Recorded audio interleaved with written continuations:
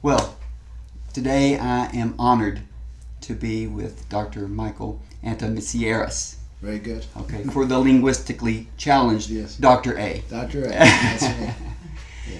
Dr. A, thank you for being here, first of all. Oh, it's my pleasure. Secondly, you are an electrophysiologist. That's right. Okay. Would you mind telling our listeners what that is and what you do? Well, it's really a subspecialty of cardiology. So after you get your general cardiology training, you subspecialize in electrophysiology, which is really the study of the electrical system of the heart.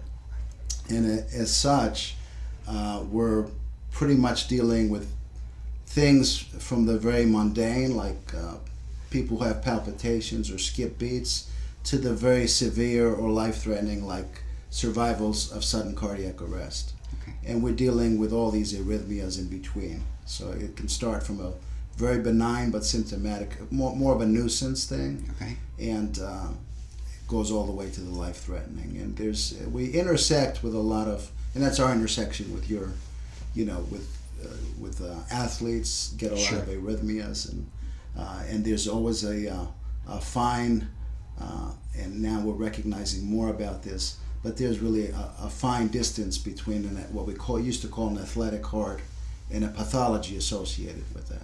Okay.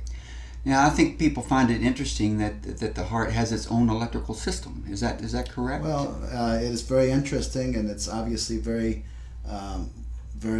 intriguing, and because as humans we've dealt with electricity for some time, and a lot of things that we learned by dealing with electricity we were able to bring into the heart and deal with different heart ailments.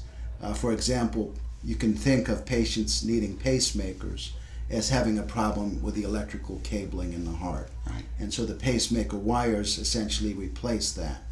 And it's we do a very small part of the job. The heart is a regenerative organ, so if we apply a small electrical impulse, the heart takes it and delivers it to the rest of the heart. So we can stimulate a very tiny area of the heart with an electrical wire with a voltage of a 5-volt battery. Okay. And we're able to stimulate it and capture the whole heart and produce an electrical impulse that way. Okay. And that knowledge and that development has led us to be able to miniaturize cardiac pacemakers and cardiac devices and implant them, and that's going now to the next step, obviously.